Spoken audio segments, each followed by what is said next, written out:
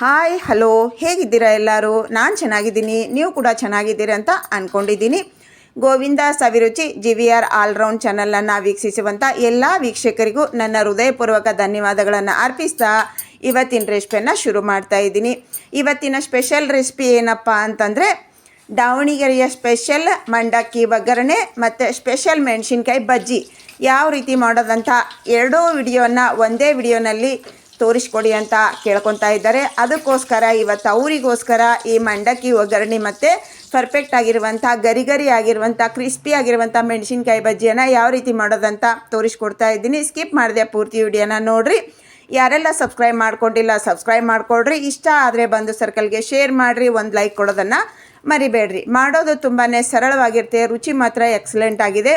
ಬನ್ನಿ ಹಾಗಾದರೆ ಈ ರೆಸಿಪಿಯನ್ನು ಯಾವ ರೀತಿ ಮಾಡೋದು, ಏನೇನೆಲ್ಲ ಸಾಮಗ್ರಿ ಬೇಕಂತ ನೋಡೋಣ ಬನ್ನಿ. ಮೊದಲಿಗೆ ನಾವು ಮಂಡಕ್ಕಿ ಒಗ್ಗರಣೆಯನ್ನು ಯಾವ ರೀತಿ ಮಾಡೋದಂತ ನೋಡೋಣ ಬನ್ನಿ. ಮೊದಲಿಗೆ ಈ ಮಂಡಕ್ಕಿ ಒಗ್ಗರಣೆಯನ್ನು ಮಾಡಲಿಕ್ಕೆ ನೋಡಿರಿ ಅರ್ಧ ಬಾಕ್ಸಿನಷ್ಟು ಮಂಡಕ್ಕಿಯನ್ನು ನೀಟಾಗಿ ಕ್ಲೀನ್ ಮಾಡಿಕೊಂಡು ಇಟ್ಕೊಂಡಿದ್ದೀನಿ.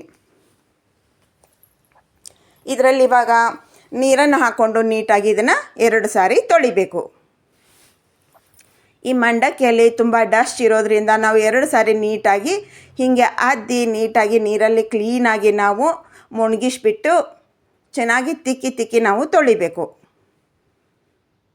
ಈಗ ನೋಡ್ರಿ ಚೆನ್ನಾಗಿ ಎಲ್ಲ ನಾನು ನೀರಲ್ಲಿ ಈ ಥರ ಮೇಲೆ ಕೆಳಗೆ ಮಾಡಿದರೆ ನಮ್ಮ ಡಸ್ಟ್ ಅನ್ನೋದೆಲ್ಲ ಕೆಳಗಡೆ ಕೂತ್ಕೊಳ್ಳುತ್ತೆ, ಮಂಡಕ್ಕಿ ಮಾತ್ರ ಮೇಲೆ ಬರುತ್ತೆ. ಮೇಲೆ ಬಂದಿರುವಂಥ ಮಂಡಕ್ಕಿಯನ್ನು ಮಾತ್ರ ನಾನಿಲ್ಲಿ ತೆಗಿತಾ ಇದ್ದೀನಿ. ಈಗೆಲ್ಲನೂ ನಾನು ಹೀಗೆ ತಗೊಂಡು ಬರ್ತೀನಿ ನೋಡ್ರಿ.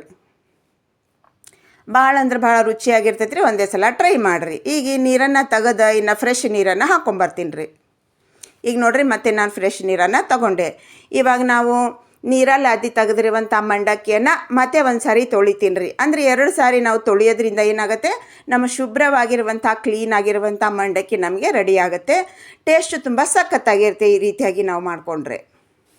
ಈಗೆಲ್ಲನೂ ನೋಡ್ರಿ ಆ ನೀರಲ್ಲಿ ಹಾಕ್ಕೊಂಡೆ ನಾನು.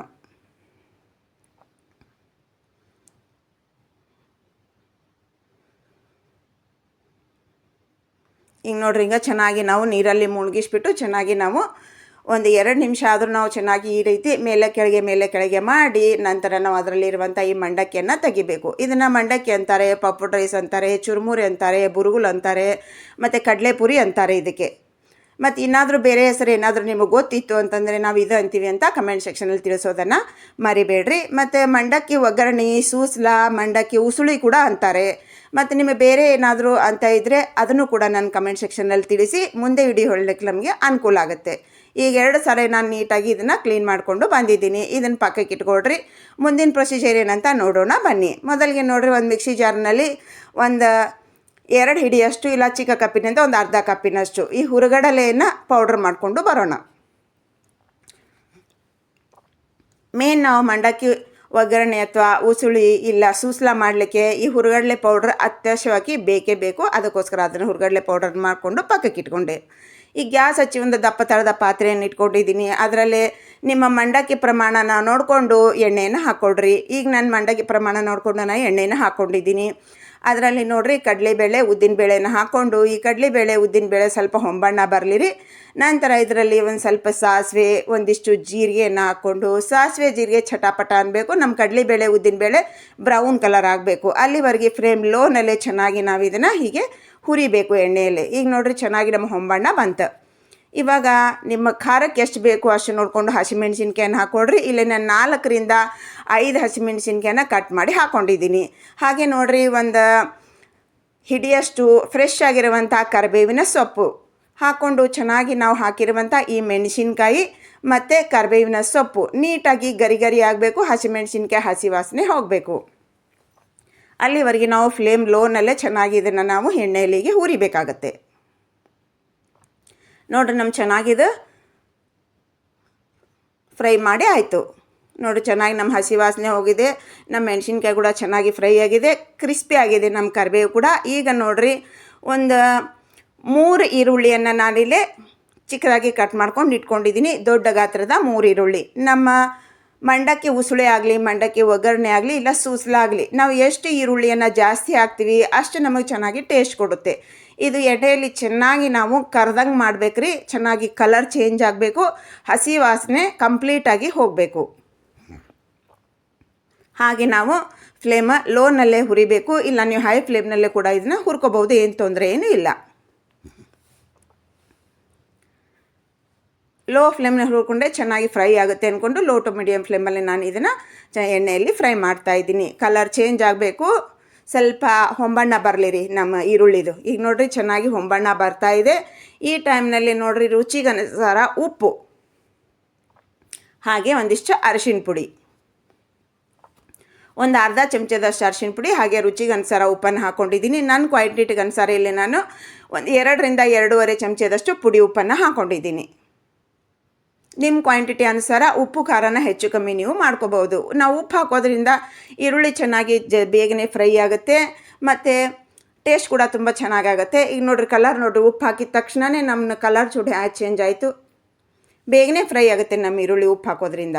ಈಗ ನೋಡಿರಿ ಚೆನ್ನಾಗಿ ನಮ್ಮ ಎಣ್ಣೆಯಲ್ಲಿ ಚೆನ್ನಾಗಿ ನಮ್ಮ ಈರುಳ್ಳಿ ಅಂತ ಕರ್ದಂಗಾಗಿದೆ ನೋಡಿರಿ. ಈಗ ಥರ ಆದಮೇಲೆ ನಾವು ನೆನೆಸಿರುವಂಥ ಈ ಮಂಡಕ್ಕಿ ಏನಿತ್ತಲ್ವ, ಆ ಮಂಡಕ್ಕಿಯನ್ನು ಹಾಕೋತಾ ಇದ್ದೀನಿ ಫ್ಲೇಮ್ ಲೋನಲ್ಲೇ. ನಮ್ಮ ಗ್ಯಾಸ್ ಫ್ಲೇಮು ಆದಷ್ಟು ಫುಲ್ಲು ಕಡಿಮೆಯಲ್ಲಿ ಇಟ್ಕೊಳ್ರಿ.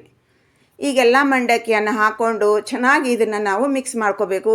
ಸರಿ ಸುಮಾರಾಗಿ ಇದು ಚೆನ್ನಾಗಿ ನಮ್ಮ ಬಿಸಿ ಆಗಲಿಕ್ಕೆ ಒಂದು 5ರಿಂದ 6 ನಿಮಿಷ ತಗೊಳ್ಳುತ್ತೆ. ಫ್ಲೇಮ್ ಲೋನಲ್ಲೇ ನಾವು ಇದನ್ನು ಹಾಕಿರುವಂಥ ಎಲ್ಲ ನಮ್ಮ ಸಾಮಗ್ರಿ ನೀಟಾಗಿ ಮಿಕ್ಸ್ ಆಗಬೇಕು. ನಮ್ಮ ಚುರುಮುರಿಯಲ್ಲಿ ಎಲ್ಲ ಸೇರಬೇಕ್ರಿ. ಹಾಗೆ ನಾವು ಮಿಕ್ಸ್ ಮಾಡ್ಕೊಳ್ಳೋಣ. ನೋಡಿರಿ ಎಲ್ಲ ಚೆನ್ನಾಗಿ ನಮ್ಮ ಮಿಕ್ಸ್ ಆಯಿತು. ಇವಾಗ ಮತ್ತು ಇದಕ್ಕೆ ಏನೇನು ಇಂಗ್ರೀಡಿಯೆಂಟ್ ಸೇರಿಸ್ಬೇಕಂತ ಸೇರಿಸೋಣ ಬನ್ನಿ. ಚೆನ್ನಾಗಿ ಬಿಸಿ ಆಗಬೇಕು, ಹಾಗೆ ನಾವು ಇದನ್ನು ಬಿಸಿ ಮಾಡ್ಕೋಬೇಕು. ಈಗ ಇದಕ್ಕೆ ನಾವು ಗ್ಯಾಸ್ ಫ್ಲೇಮನ್ನು ಆಫ್ ಮಾಡಿಕೊಂಡು ಹುರುಗಡಲೆ ಪೌಡ್ರ್ ಮಾಡ್ಕೊಂಡಿದ್ವಲ್ವ, ಆ ಹುರುಗಡಲೆ ಪೌಡ್ರನ್ನ ಹಾಕ್ಕೊಂಡೆ ಚೆನ್ನಾಗಿ ಇದನ್ನು ಮಿಕ್ಸ್ ಮಾಡಿಕೊಡ್ರಿ. ಗ್ಯಾಸ್ ಫ್ಲೇಮನ್ನು ಆಫ್ ಮಾಡಿಕೊಂಡೆ ಮಿಕ್ಸ್ ಮಾಡಿಕೊಡ್ರಿ. ಅಂದರೆ ನಮ್ಮ ಹುರುಗಡಲೆ ಪೌಡ್ರ್ ಹಾಕಿದ ಮೇಲೆ ಗ್ಯಾಸ್ ಆನ್ ಮಾಡಿಬಿಟ್ಟು ನಾವು ಮಿಕ್ಸ್ ಮಾಡ್ಕೊತಾ ಇದ್ದರೆ ಹುರುಗಡಲೆ ಪೌಡ್ರ್ ಅನ್ನೋದು ತಳ ಹಿಡಿಯುತ್ತೆ. ಅದಕ್ಕೋಸ್ಕರ ನೀವು ಹುರುಗಡಲೆ ಪೌಡ್ರ್ ಹಾಕೋದಕ್ಕೆ ಮುಂಚೆ ಚೆನ್ನಾಗಿ ನಾವು ಈ ಚುರುಮುರಿ ಬಿಸಿ ಆಯಿತು ಚೆನ್ನಾಗಿ ಅಂದಮೇಲೆ ಗ್ಯಾಸ್ ಫ್ಲೇಮನ್ನು ಆಫ್ ಮಾಡಿಕೊಂಡು ನೋಡಿರಿ ಹುರುಗಡಲೆ ಪೌಡ್ರನ್ನು ಹಾಕ್ಕೊಡ್ರಿ. ನಂತರ ನೋಡಿರಿ ಇದು ಫ್ರೆಶ್ ತೆಂಗಿನ ತುರಿ. ನೀವು ಎಷ್ಟು ತೆಂಗಿನ ತುರಿಯನ್ನು ಜಾಸ್ತಿ ಹಾಕ್ತೀರಿ ಅಷ್ಟು ನಮ್ಮ ಈ ಮಂಡಕ್ಕಿ ಒಗ್ಗರಣೆ ಆಗಲಿ, ಉಸುಳಿ ಆಗಲಿ, ಸೂಸ್ಲಾಗಲಿ ಪರ್ಫೆಕ್ಟ್ ಆಗಿರುವಂಥ ಟೇಸ್ಟ್ ಕೊಡುತ್ತೆ. ನಮ್ಮ ಈ ಮಂಡಕ್ಕಿ ಒಗ್ಗರಣೆ ಕ್ವಾಂಟಿಟಿಗೆ 3 ಲಿಂಬೆಹಣ್ಣಷ್ಟು ರಸ ಬೇಕಾಗುತ್ತೆ. ನಾನು ಅಷ್ಟು ರಸನ ಹಾಕೋತಾ ಇದ್ದೀನಿ. ನಿಮ್ಮ ಕ್ವಾಂಟಿಟಿ ನೋಡಿಕೊಂಡು ಲಿಂಬೆಹಣ್ಣಿನ ರಸನ ಹಾಕ್ಕೊಡ್ರಿ.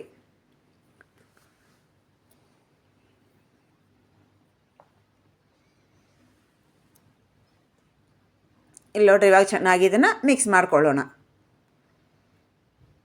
ಆಮೇಲೆ ನೀವು ಟೇಸ್ಟ್ ನೋಡಿಕೊಂಡು ಬೇಕಂದರೆ ಹುಳಿ ಬೇಕಂದರೆ ಉಪ್ಪು ಬೇಕಂದರೆ ಕೂಡ ನೀವು ಸೇರಿಸ್ಕೋಬೋದು, ಕಮ್ಮಿ ಆಯಿತು ಅಂದರೆ. ಈಗ ಚೆನ್ನಾಗಿ ಮಿಕ್ಸ್ ಮಾಡಿಕೊಂಡು ಟೇಸ್ಟ್ ನೋಡ್ಕೊಂಬಿಟ್ಟು ನಿಮಗೇನಾದರೂ ಕಡಿಮೆ ಅನಿಸಿದರೆ ಸೇರಿಸ್ಕೊಳ್ರಿ.